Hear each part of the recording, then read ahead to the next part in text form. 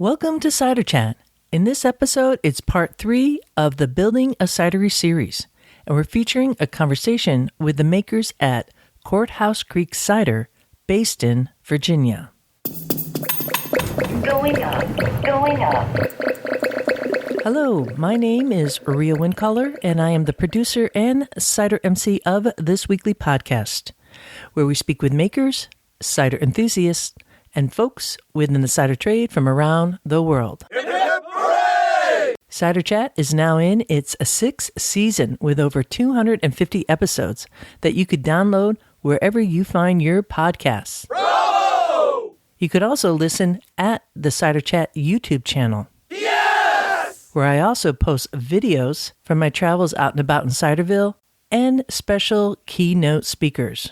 Which leads me to recommend to you to subscribe to the Cider Chat YouTube channel, because coming up, I'll be releasing a very special presentation on apple genetics presented by Dr. Cameron Peace out of Washington State University. And believe me, you don't want to be missing that, especially if you have an apple tree in your backyard that you love so much and you'd like to identify. Well, it looks like we now have the ticket to identification at a much more micro level. But if you need more convincing, well, just come along with me in this episode, because there's a lot to discover out there in Ciderville. And first off, we're going to hear a little bit from our sponsors. Next week, from February 3rd through the 5th, is CiderCon. This is the annual trade conference for the American Cider Association. They have 6 tracks, and that means like sessions focusing on different topics. So one is the main stage presentations, which I always attend. And when I attend in person at CiderCon, it's kind of hard to wake up really early in the morning. So I'm super stoked that it's online. It's hard to wake up really early in the morning because I've been enjoying myself the night before with all my friends at CiderCon, enjoying some cider and food. Oh, anyways, it starts in the morning Pacific time. So me being on the East Coast, that makes it super easy to be there and check out the main stage presentations. There's also a track called Cider Business Foundations, and then there's Marketing in the New Normal. And, you know, that's going to be an important one. Cider production, apple flavor and terroir, and then compliance. And compliance is all around making sure your labeling is correct and all that kind of stuff that commercial makers have to really pay attention to. But for us cider enthusiasts, we get a lot out of this too. Certainly with apple flavors and terroir, cider production, and all the other little pearls of wisdom that come out of CiderCon. It's just going to be a blast. So go online now, register today, whether you're a commercial maker, a startup, or a cider enthusiast like me. Check it out at ciderassociation.org. The 3rd annual New York International Cider Competition takes place February 21st. And if you're a commercial maker looking to get your ciders out in front of retail buyers who are judges at this competition, well, don't delay. The last date they can receive ciders is February 19th. Go to nyicidercompetition.com where you'll find all the info and registration. Up next, it's the Q&A with Fermentis. And we once again will hear from Kevin answering the following question. What is the recommended pitching temperature for Fermentis yeast? In other words, how warm or cold should my apple juice be before I pitch yeast? Take it away, Kevin.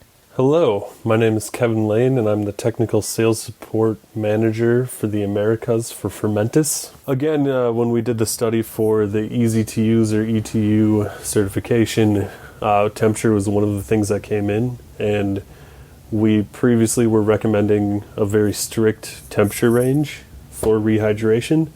But we wanted to test that because we wanted to make sure that that actually, in fact, was true. And what we found over a number of studies is that the Fermentis yeast can be applied to very cold temperature or very warm temperature. And of course, those are relative terms, but when I'm talking very cold temperature, I'm talking about we tested down to 8 degrees C, and the very warm temperature we tested up to 40 degrees C. And we tested a number of points in between there, really trying to cover the whole spectrum between 8 and 40, which is quite a huge spectrum when you look at it. And really what we found is that there is some effect by temperature, and it's really strain dependent, but in the end, even if the viability was different by 2, 3, or 4 or 5%, in the end it didn't matter. It didn't change the fermentation performance, it didn't change volatile compounds, it didn't change really how the yeast was fermenting. Of course, we have a standard for that difference in viability, and those small differences just related to temperature really it never fell outside of our range. Really, when you look at somewhere between 2 and 5% difference, it's not anything significant at all. But we wanted to check and to make sure that wasn't affecting the fermentation either, because I think that's the bigger point, is we don't want anybody to have any difficulties with fermentation. But the short answer to the temperature question really is you can apply the yeast in a wide variety of temperatures. Alrighty, let me just clear up. 40 degrees centigrade is 104 degrees Fahrenheit. 8 degrees centigrade is 46 degrees Fahrenheit. If you could pitch yeast at those two different extreme temperatures with no adverse effect, talk about ETU. Easy to use, that is. And I certainly feel vindicated. All these years I taught cider making outdoors in November, and I was just having folks pitch the yeast right there out in the field, and other folks are like, oh my God, you gotta wait till it warms up. And I said, no, it's the magic of Ciderville. Well, maybe it's just a little bit of ETU from Fermentis. You can find out more by going to fermentis.com. Walking through the orchards, dancing in the streets, smelling all the blossoms, kicking up our feet. Well, I think that's a perfect lead-in to begin our featured presentation with Courthouse Creek Cider. This is part 3 of the Building a Cidery series. In part 1 and 2, we learned about trademark law and how you could secure yours for your brand. In this episode, we'll be hearing from both Liza and Eric Coffi. They are the makers and owners of Courthouse Creek Cider. And I'm starting with this particular cidery because this is kind of a unique model that I do see some cideries doing where they are only barrel fermenting, meaning they have all their cider both fermenting and conditioning in oak barrels. No stainless here. This is a family-run small agricultural business. Eric and Liz have 4 kids between them, 2 each coming in from previous marriages, and they're all teenagers right now. So you got to give these folks a lot of credit just straight out of the gate. Their inspiration for their business model comes from the small wineries of the Paso Roble area of California. It should also be noted that Liza grew up in Idaho and was one of 12 kids in a family who lived off the land. And Eric certainly finds that his experience as a chef definitely comes into play. We begin with hearing from Eric on a key phrase that he leans on. Know your who and know your why. That really when you start to do that and know who you are, what you want, why you want it, it starts to kind of almost create your model like organically, I guess, the best way to put it. I mean, that is like the key piece for all new startups is make your business plan, right? I mean, that's kind of the clinical way of talking about it. I like your more organic way, know your who and know your why. And it's so often overlooked. Well, I get asked that a lot. I've been in the game long enough now where folks that are interested in opening a cidery, and they immediately jump to what equipment should I get? What style should I make? All these whats. And I almost always say, well, who are you? What's your why? What do you want? Right. Because if they want I want to grow apple trees and I want to have an orchard too. Well, then don't do, massive distribution might not be the way for you. Right. So I think that helps you formulate what your business plan is and what your goals are. So let's step back a little bit now. So the initial estimation of the build out versus your actual time it took to work. Let's start there. So we started planting in 2014. And And that was the first about 2.5 acres. And then about 6 months later, we planted the additional 2 acres. We've got 10 acres total, so we still have room to grow, and we are actively incorporating not only apples, but pears, peaches, other fruits and vegetables. So we do semi-dwarf, about 40% bigger, mostly like G202, 935 rootstock. Most of them came from Cummins Nursery, a great resource for folks. We got really lucky and got hooked up with Liza Greenman, who grafted the other half of our orchard for us. Wow, great. Which was great. I mean, and it was nice to see, also do a little compare and contrast. We have 24 different varieties right now.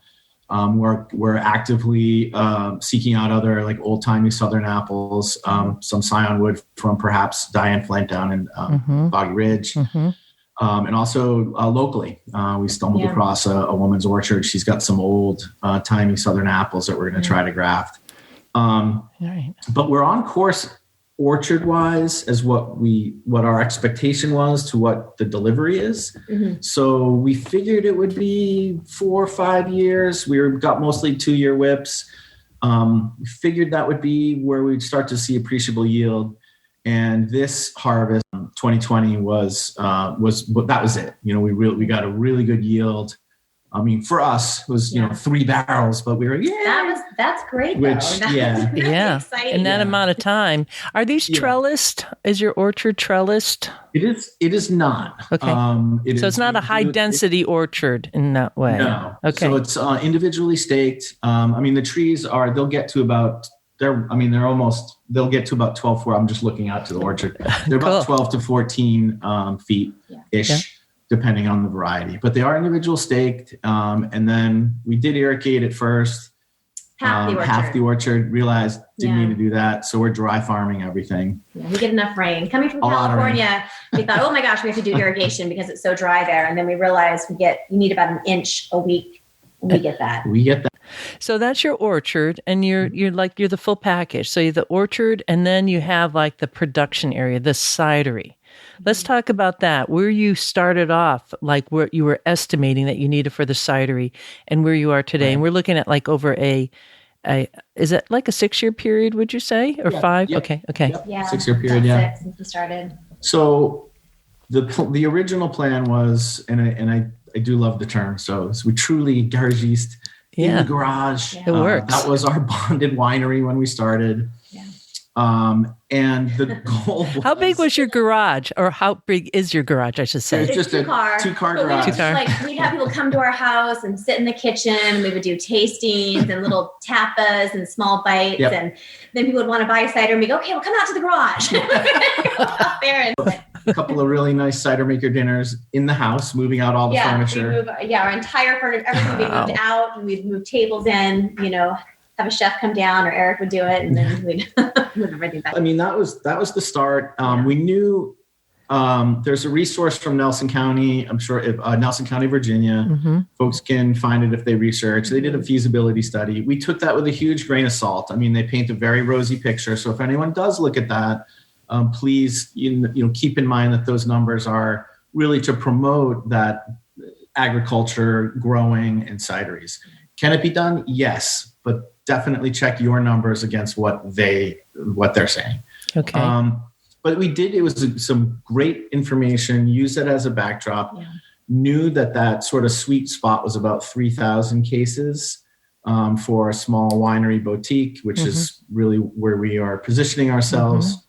So that first year, in the first couple of years, we were looking at maybe 450 cases, 500 cases, and again, 750 milliliter format. And we were doing really at Farmers Market was the only outlet that we had for sale. And then at our home, people would come and purchase. The idea was by third year, we were really hoping second year, we would build a separate production building and tasting room. But as small business goes, certain things came up and we had to sort of pivot.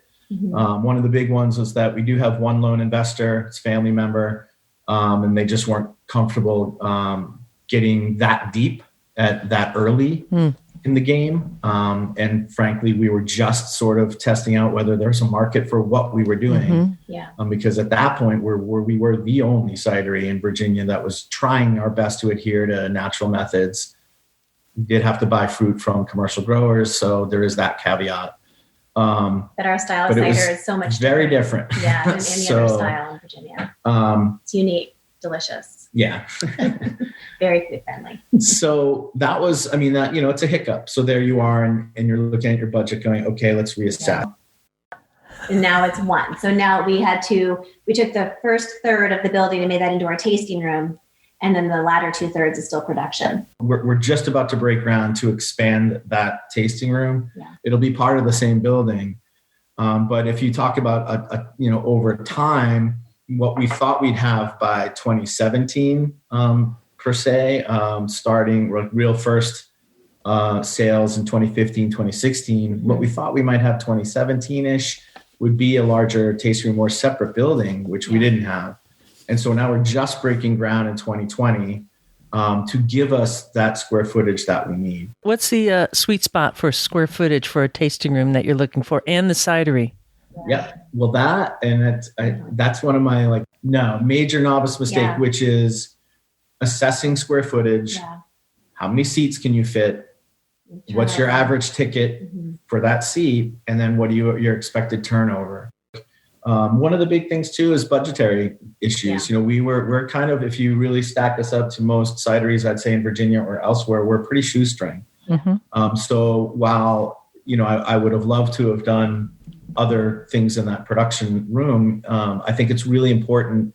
That's another thing. If you're starting up, stick to your budget. Do not, stay within your means. Yeah. Really, truly, because the worst thing, that's what you don't want. And we're very, very lucky. We have virtually zero debt load. So, it allows us to do what we're doing. Yeah. And stay with our brand and stay with our vision. Yeah. Right. Not modifying our story because now we've got to chase something. That's not us. That's not us. To pay the bills. Yeah. Right. That's huge. Yeah. Or to play to the market. Also, right? And that's another piece. If your vision is to have a very, what we say, natural product, as you are doing, your approach, but the market's saying, adjuncts or, doing all different kinds of things, it's hard to do that when your wallet is being tied to that decision making.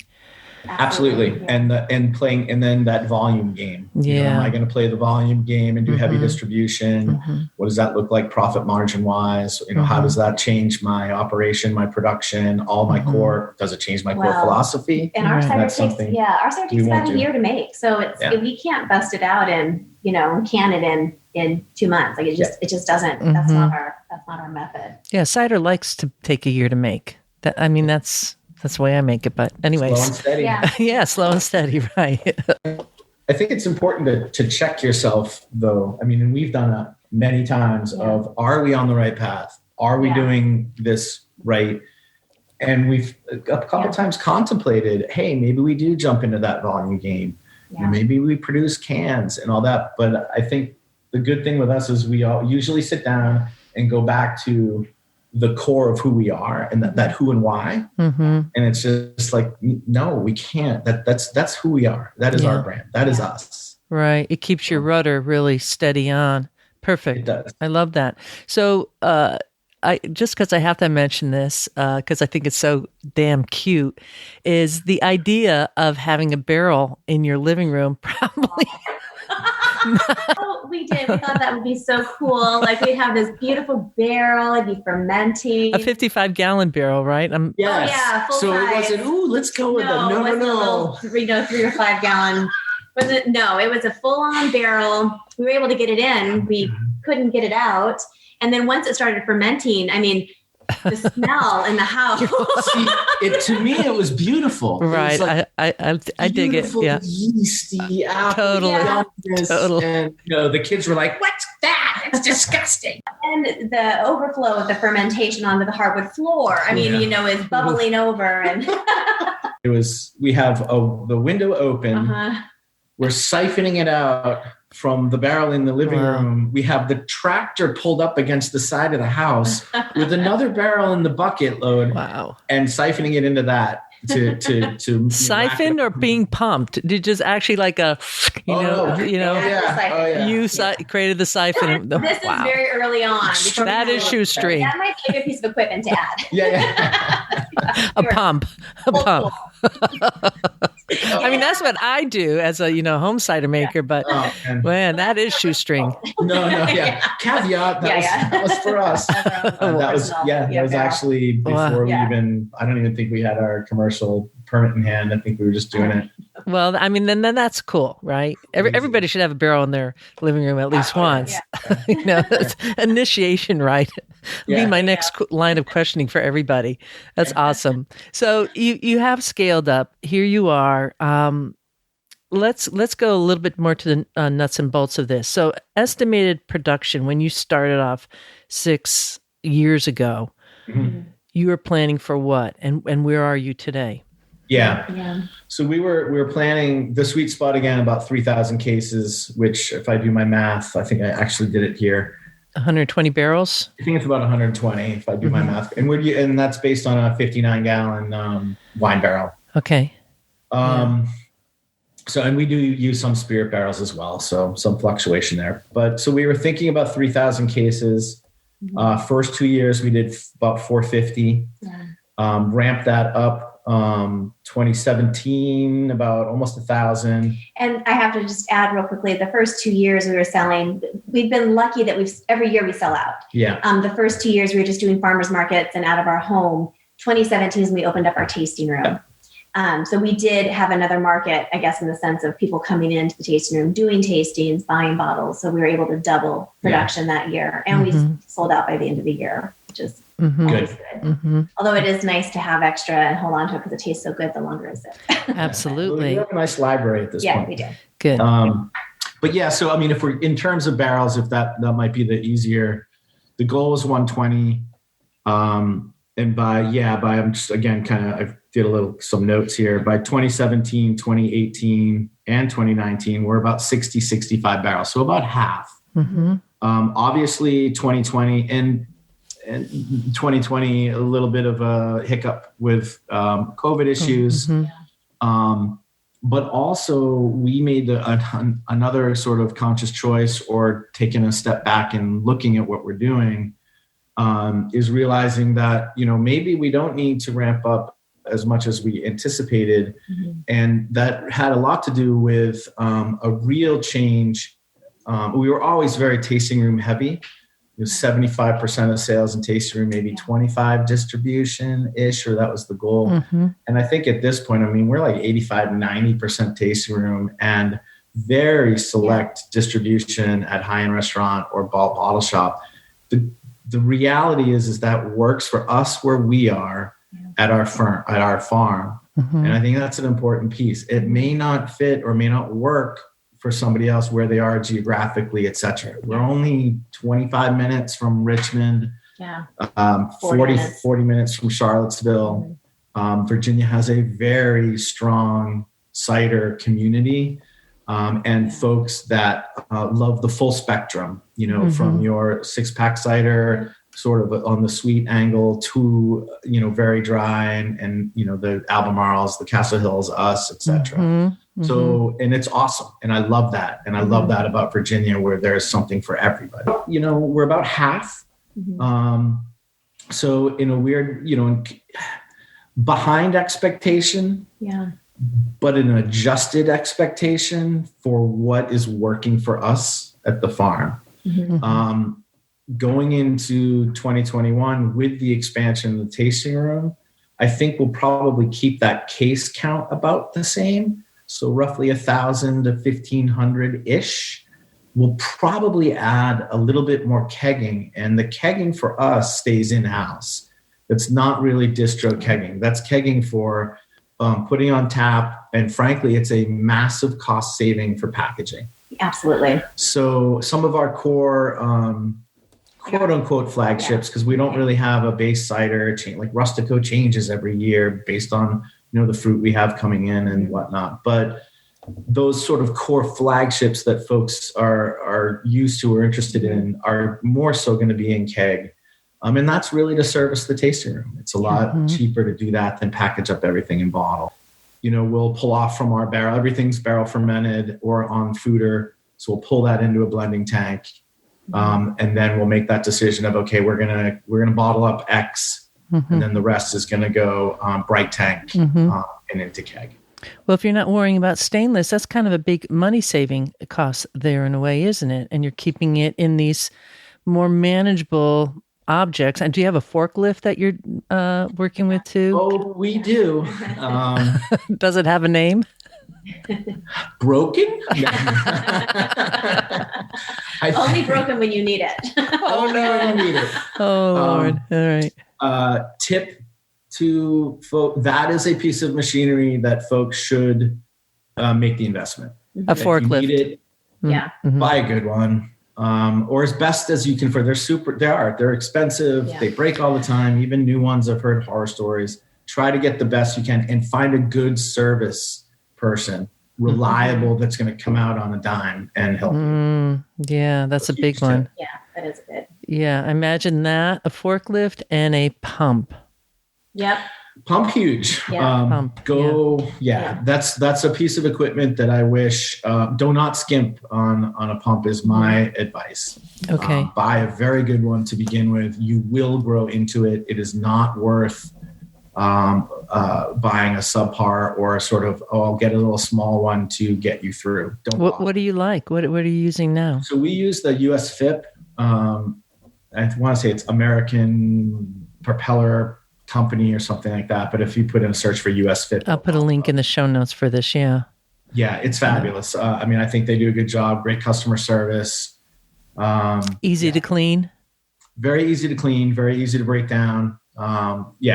Okay. It's a fabulous piece of equipment. And, we started off with literally one of the home winemaker, tiny little guys. And I burned that motor out in an instant. So. Right.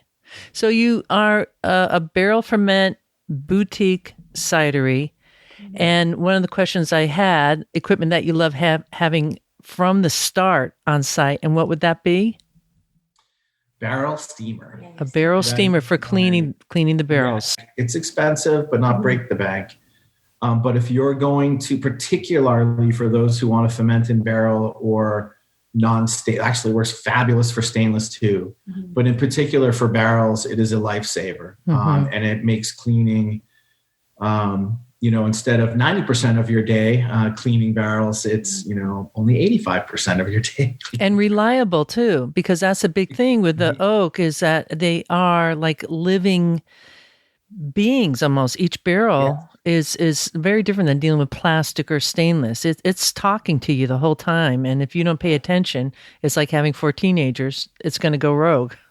Absolutely right? Agree. And that's, for us, that's the risk reward that if you're going to use a lot of barrels, that is the risk reward calculus that you also must do. Yeah. But absolutely that the steamer is fabulous. Even just, if you're getting in barrels to steam them and do a cold water rinse a couple times to swell them and sweeten them back up. It's just fabulous. Cool. But we found it amazing. There are a bunch of attachments that came with ours to clean just equipment. We do have one stainless piece, the bright tank, little small guy we call Sputnik, but it works fabulous for that as well. So, what is your press? What press are you using? We use it's just a hydro press.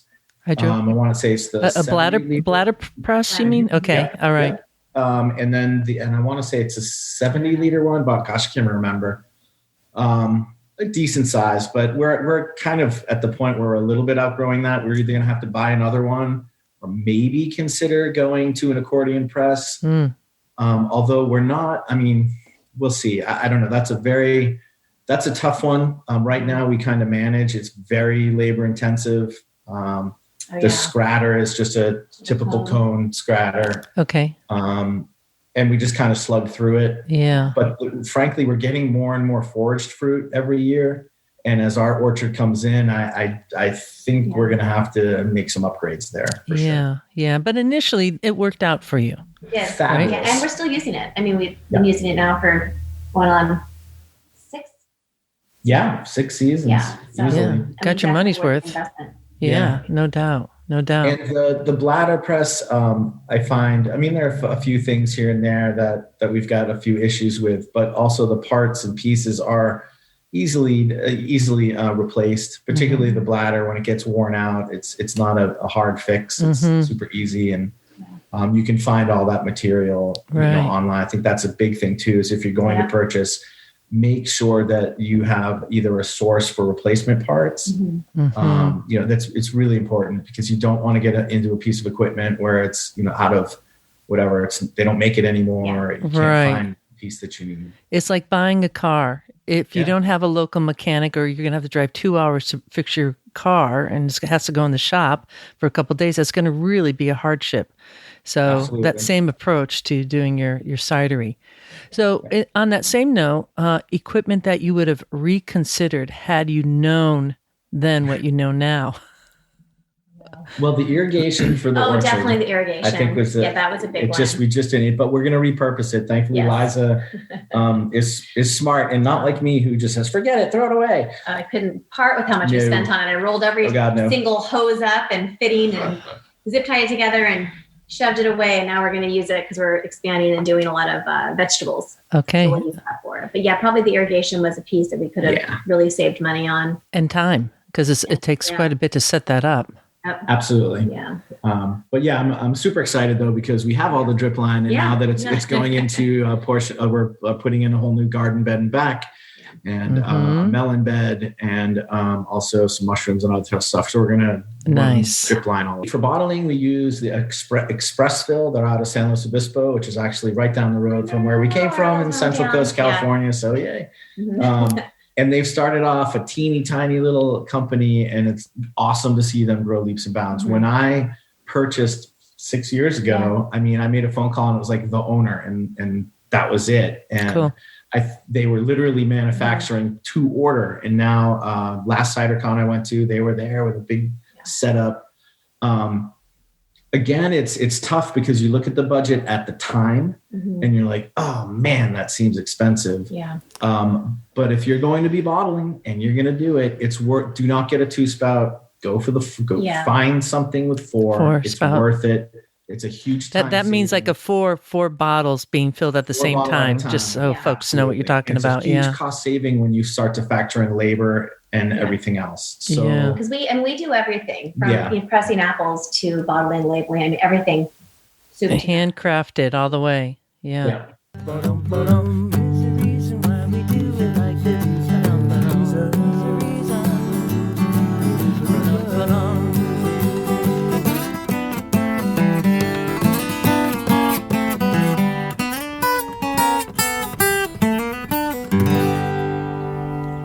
I bet you're a little bit thirsty right now thinking, I'd like to have some Courthouse Creek cider. Well, you can. If you live in Virginia, well, it's going to be kind of easy to get. But if you're outside of the state and not so close by to their location, well, check out the link I have in the show notes to Vino Shipper, and you'll be able to order it online. Next week, we'll speak to another maker who doesn't use barrels to the same degree as Courthouse Creek and has incorporated both cultured yeast and stainless steel into the cidery. So we're going to be revving it up, Ciderville, as we go forward, and it sure is fun. Aww. As always, I like to give a tip of the glass to all the fine patrons of this here podcast that helps keep the cider news on the World Wide Web via this here podcast. You too can become a patron by joining all the awesome patrons at the Cider Chat Patreon page. Just Google Patreon. That spells Patreon and Cider Chat. And with that, I leave you here. This is Rio Windcaller signing off for now. Looking forward to seeing you in Ciderville.